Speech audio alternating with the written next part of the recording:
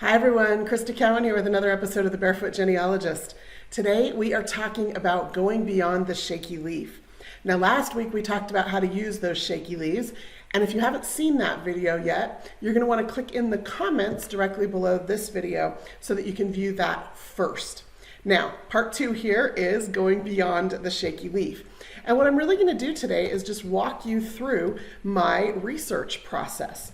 So the first thing I do is I review those leaf hints.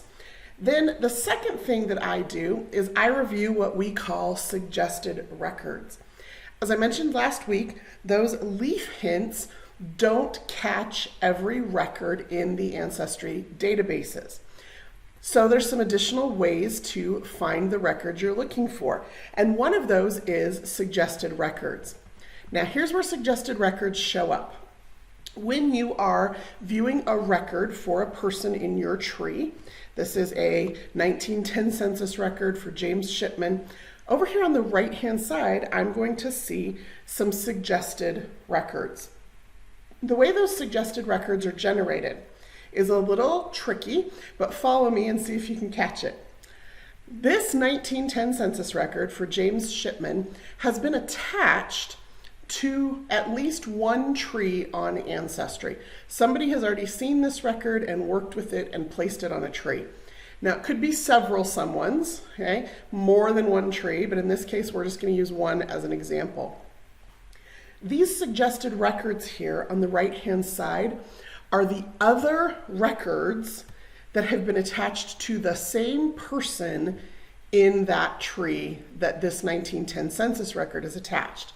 Now, if you extrapolate that out to lots of trees, you can start to see how sometimes this suggested records list is really long. So there's always going to be a show more button at the bottom if there are more hints or more suggested records rather that fit on the screen, and you can scroll through all of those. Now keep in mind they are called suggestions because you can do what you want with your tree, and that means that other users can as well. So the records you're going to see there under suggested records are what are generated by what other people are doing. And I kind of have a love-love relationship with the suggested records. I love when there are things there because it means somebody else has done the searching for me, and I can just quickly go through and review those and verify them or not. It also, I love it when there's no records there, because if there are no suggested records, what that usually says to me is that nobody has worked with this record before that I'm dealing with. So like I said, a love-love relationship. But that's the next step of my process. So I review those leaf hints, I review those suggested records, then I do a search from my tree. So when you're on Ancestry and you are on a person's profile page, you will have a search button in the top right-hand corner of their profile page. So I can click on search, and what that's going to do is it's going to take everything that I know about this person, and that may be a lot or that may be a little, and it's going to dump it into the search engine. Now, in some cases, that's a whole lot of information, and in some cases, that's just a little bit of information. Doesn't matter. All that matters is that it's taking what you already know and it's dumping it into the search engine. So if I click on Edit Search here, it's going to show me everything that was put in. So you can see here his name, his birth date and place, his marriage date and place, his death date and place, a couple of the places he lived, his parents' names, his siblings' names, there were a few of them, his spouse, all of his children, right? So it just takes everything I know about him, and his identity is about more than just his dates and places. It's also about his relationships, and it dumps it into that search engine. Now here's the problem with that, which is that there is not a single record that exists anywhere that has all of those pieces of information on it. So the search engine has to determine which of those pieces of information is most important in returning search results to you. And so we end up with what we call this ranked search, which just means some fields are more important than other fields. Some things need to be close, not exact, because we all know genealogical records are very, very rarely exact. So we end up with approximate years and a place with some, geographical relationship to that specific place. We end up with names that are similar or spelled different or sound the same. Lots of different ways that those filters behind the scenes do that work to return this list of ranked search results. Now, one of the things I want to make sure that you're aware of is what we call our smart filtering.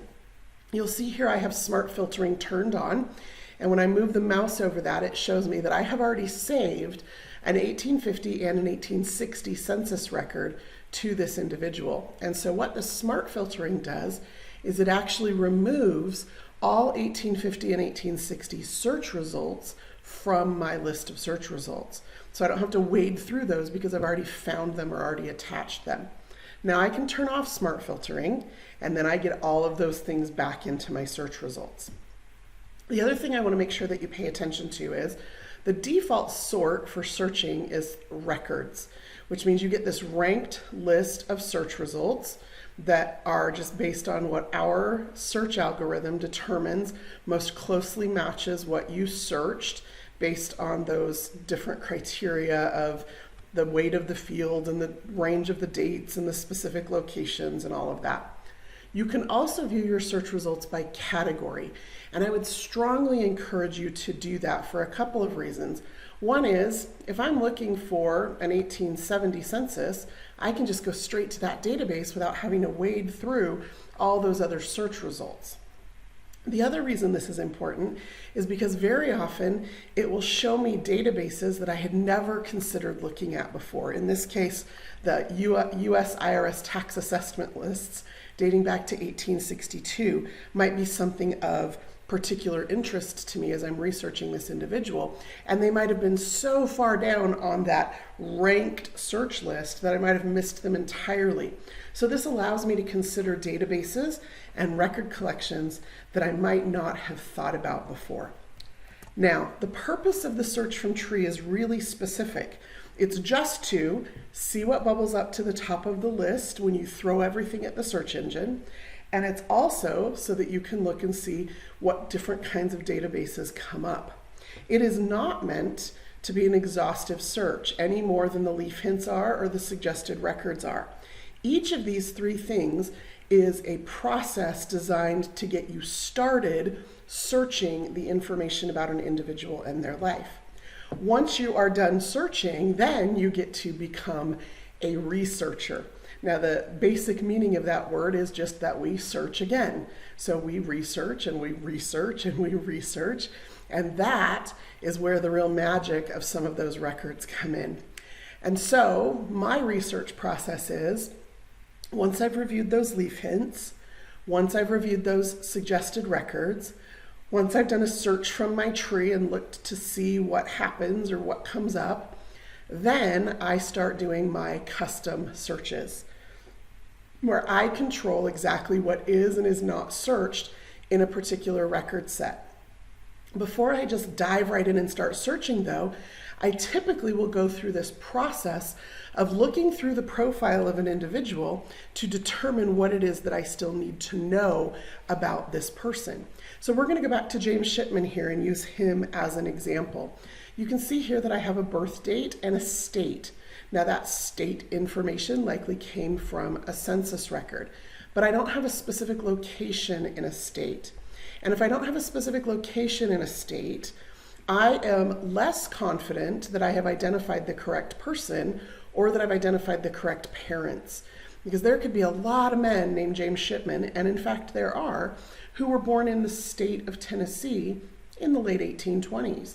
And if I don't know specifically where he was from, I may end up identifying the wrong James Shipman and attaching him to the wrong parents. So I'm missing a location of birth. I have a death year and a county in Arkansas where he died. Now, sometimes the county is as specific as you can get because sometimes the things that occurred in the lives of our ancestors occurred outside of city or town boundaries, and so a county is sometimes sufficient, but I might want to be more specific. But I only have a year of death. I don't have a specific date. So I'm missing a birth location, a more precise birth location. I'm also missing a complete death date. Those are two things that I might want to know. I also, as I look at the sources here, I'm not real comfortable that I've found everything there is to find. Now, in my hint video, the Shaky Leaf hint video, I talked about how the hints are for our most popular databases only. And censuses are our most popular databases, but you can see here I'm still missing some censuses. I have 1850, I have 1860, but I don't have 1870 or 1880 or 1900. Why didn't those come up as hints or as suggested records? Well, one of the reasons is because maybe his information on those census records is wrong. Maybe he's going by his middle name instead of his first name, and so the computer couldn't tell if it was him or not. Maybe his wife reported his birth year as 10 years older than he was. Maybe he said he was born in Missouri instead of Arkansas. So a lot of things get reported incorrectly on records, and so that can affect whether or not they come up as a hint or as a search result. So I have to go and manually look for those things. And I've done videos where I show you all the tips and tricks for finding missing people in the census and optimizing your searches. So I don't want to get into that today. I just want you to start thinking about the fact that one of the things that you need to do as the next part of your research process is determine what records should have come up as hints but didn't, and then see if you can craft a search that accounts for why they might not have come up. And then I want to also look at what other records I might find for this person. And not just for this person, but for everyone in the family. Because remember, a person's identity is established not just by the dates and places in their life, but also by the relationships in their life. So if I've identified all the spouses and all of the children and the correct parents and all of the siblings, I'm more likely to have the correct person. And so here is just kind of a simple list that I use for myself to make sure that I can go through and check off the records that I've found. So birth, marriage, and death records are what we call vital records. And those don't have to be a birth certificate or a death certificate. Sometimes the only death record that exists is a notation in a family Bible or a headstone or an obituary. All the census records that they would have been alive for, any military records, any newspaper mentions or articles, those are my favorite. I've solved many a brick wall with newspapers. Any court or probate records, any land or tax records, and I want to make sure I collect all of these. And I collect them all not just because I want to make sure I have the right person, but also because I'm not just adding people to my tree.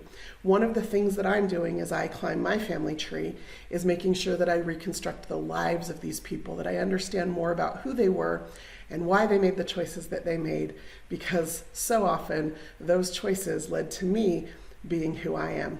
Well, that's all I have prepared for you today. So until next time, this is Crista Cowan. Have fun climbing your family tree.